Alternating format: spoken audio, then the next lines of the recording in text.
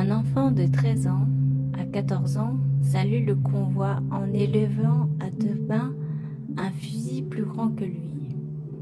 Mais parfois étendu sur le dos, les bras en croix, l'enfant dort et son fusil resté debout, appuyé contre la guérite, veille sur ses rêves guerriers. À chaque arrêt, d'autres enfants, des tout petits ceux-là, bien sagement alignés en bordure des rails, agitent des drapeaux et chantent sur un air de cantique, une complainte coréenne qui doit être le mourir pour la patrie locale. La guerre de l'ONU n'a pas la cote auprès des American Forces, qui ne ressentent absolument aucune sympathie pour les populations qui sont chargées de défendre. Charles Favrel, premier aspect de la guerre des Nations Unies, publié dans le journal Le Monde le 8 août 1951.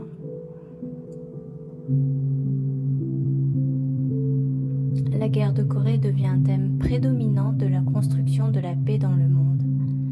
Les médias posent pour la première fois dans l'histoire de la Corée la question principale des droits de l'enfant à travers l'image des orphelins de guerre coréens.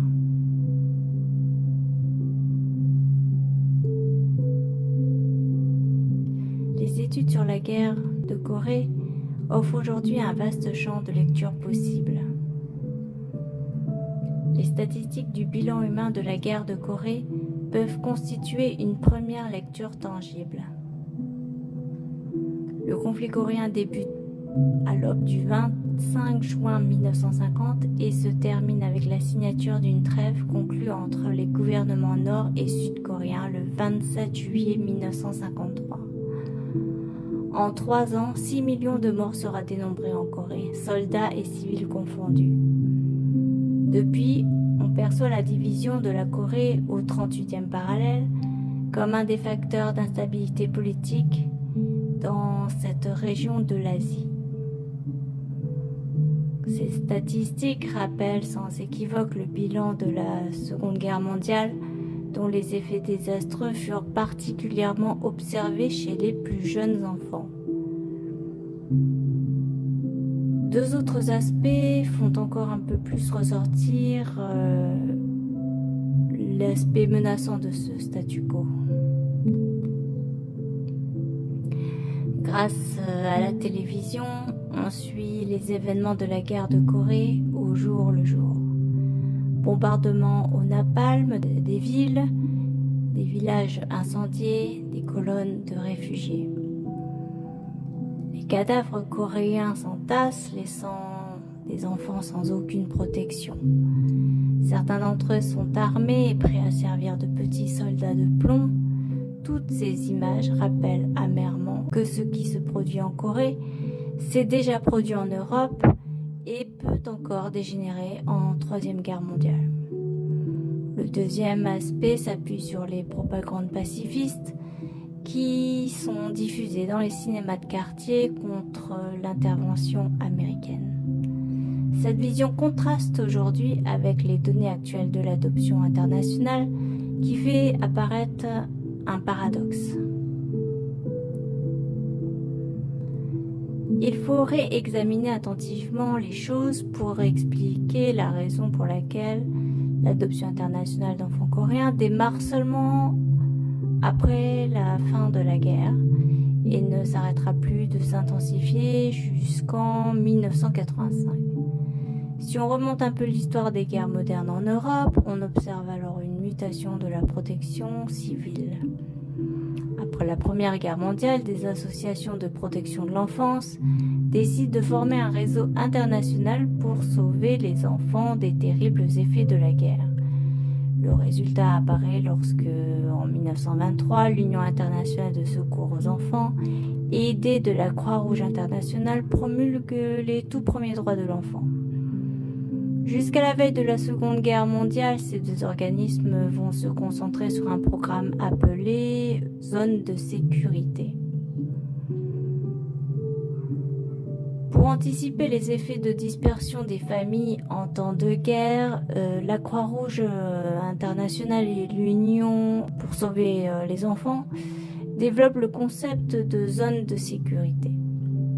Ce sont des lieux de regroupement d'enfants situés de préférence à l'écart des villes, qui sont incarnés par exemple par des asiles, des maisons d'éducation, des camps et des colonies.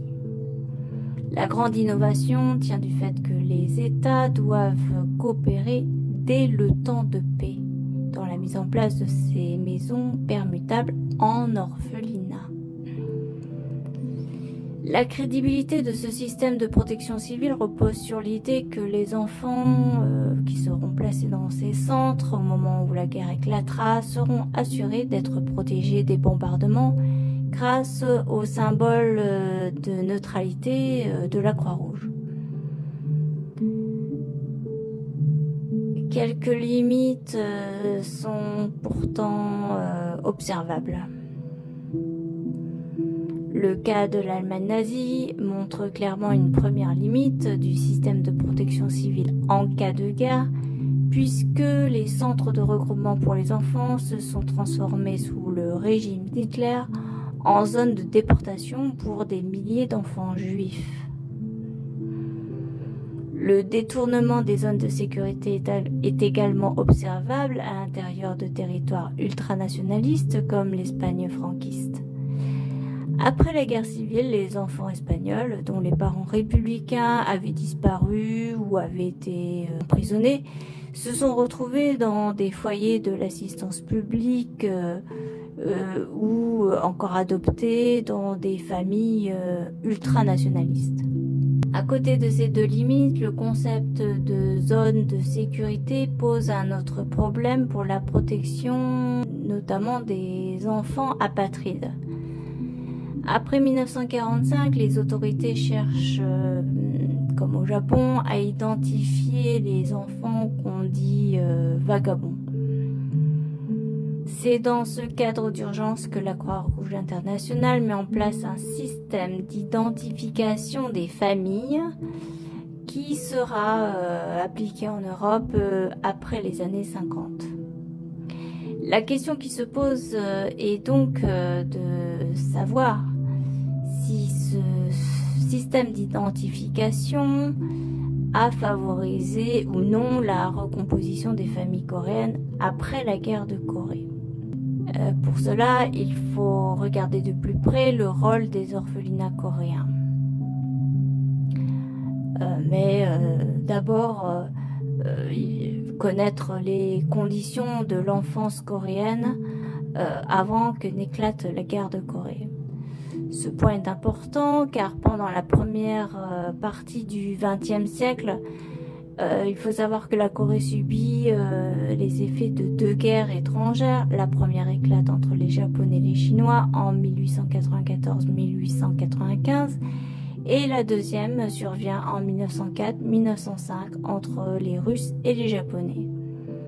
Ces deux guerres ont laissé peu de traces, mais si l'on tient compte de la littérature écrite par les missionnaires coréens, on peut dater ces sources à partir de la fin du XIXe siècle. Les sœurs de la congrégation de Saint-Paul de Chartres ont conservé par exemple des récits de la vie des orphelinats auxquels elles étaient rattachées. On y découvre aussi des images de la Corée d'une époque pas si lointaine. Les perceptions catholiques de l'enfance coréenne remontent au moins jusqu'en 1885, date de la fondation du premier orphelinat catholique en Corée. Deux facteurs liés à l'époque des anciennes guerres coréennes peuvent dévoiler une toile de fond. Le premier facteur s'appuie sur le confucianisme institutionnalisé sous la dynastie Yi. Le pouvoir royal devient pour les missionnaires chrétiens l'entrave principale du développement des droits de l'enfant. On apprend ainsi que ce patrie potestas coréen génère d'importantes inégalités sociales entre les hommes et les femmes. Si l'on compare cette donnée à une étude récente portant sur l'histoire traditionnelle des adoptions d'enfants coréens, on peut obtenir une vue générale des conditions de l'enfance coréenne malheureuse à cette époque. Le deuxième facteur repose sur la colonisation japonaise, 1910-1945. Le Japon impérialiste favorise le développement des orphelinats chrétiens en Corée à cause des mesures répressives exercées sur toutes les familles coréennes. Pour certains, les réformes impériales japonaises ont contribué à moderniser la péninsule coréenne, mais du point de vue des missionnaires chrétiens, l'occupation a surtout été une période de déculturation. Opportunités et discrimination, collaboration et mouvements de résistance, on peut comparer la colonisation japonaise au Paris occupé des années 40, où les zones d'enfance sont devenues des terrains de lutte idéologique. Ces deux facteurs peuvent d'ailleurs faire émerger l'histoire contemporaine des orphelinats coréens, qui plus est si on observe à la loupe l'année 1919. La population coréenne se soulève contre les méthodes radicales japonaises 9 ans après le début de l'occupation.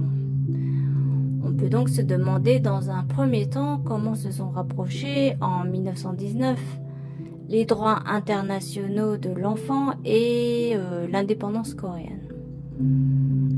La question n'appelle pas de réponse évidente, bien sûr, mais on trouve un premier rapprochement entre l'idée de paix internationale et liberté coréenne dans des manifestes coréens publiés en 1919.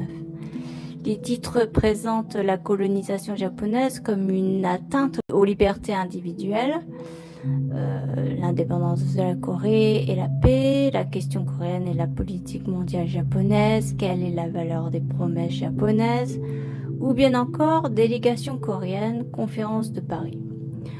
On observe également des photographies choquantes, l'une d'entre elles intitulée « Le corps d'un enfant brûlé vif et les orphelins coréens » témoigne des exactions japonaises.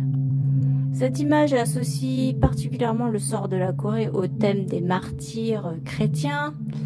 Par conséquent, on est en droit de penser que les mesures de répression japonaises ont contribué, après le confucianisme rayonnant, à persécuter les familles coréennes les plus défavorisées et à travers elles, surtout les femmes et les enfants. C'est pourquoi 1919 serait une date à retenir dans l'histoire des droits des enfants coréens.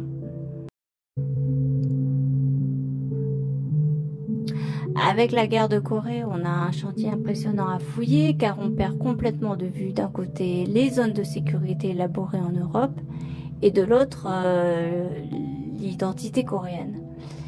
Il n'est donc plus question de suivre une méthode linéaire pour savoir ce que sont devenus en Corée les deux concepts clés de la protection civile en cas de guerre, c'est-à-dire zone de sécurité d'une part et identification des enfants d'autre part.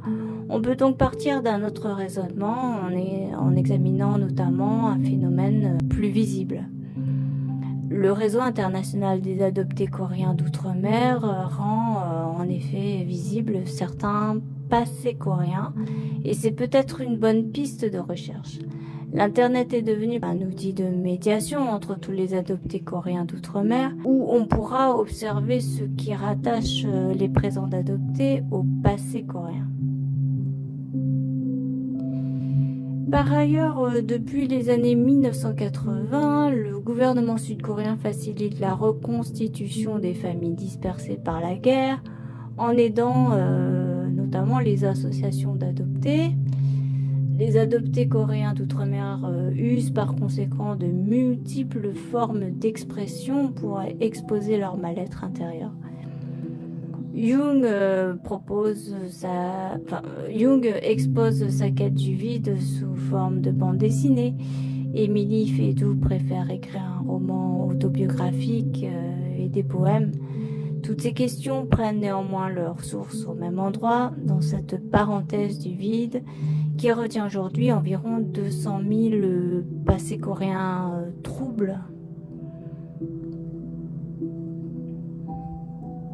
Dans le cadre de la quête identitaire, le cas particulier de Sophie Bredier, adoptée par une famille française, interpelle, car la jeune femme réalise une série documentaire qui semble reprendre dans ses titres blessures secrètes, séparées, corps étrangers, les thèmes de la protection civile en cas de guerre.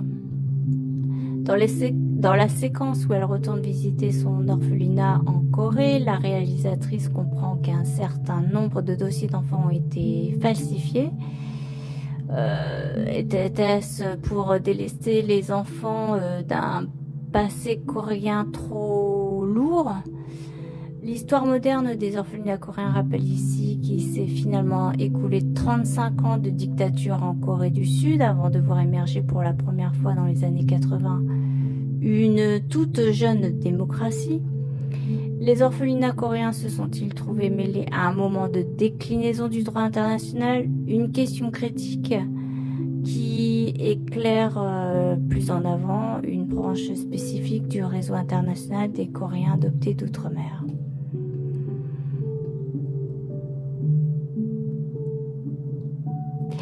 En 1951, les médias internationaux se focalisent en Corée sur les plus jeunes générations parce qu'elles sont en âge de servir l'idéologie adverse.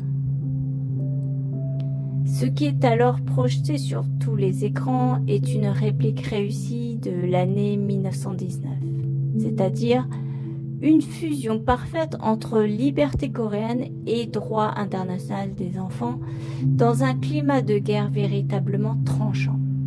C'est dans ce cadre que naît l'histoire contemporaine des orphelinats sud-coréens et depuis 1953, déplacer des enfants hors d'une zone où règne la menace à la fois ultranationaliste et la Troisième Guerre mondiale devient une priorité. La courbe de l'adoption internationale d'enfants sud-coréens ne cesse en effet de décroître depuis 1985.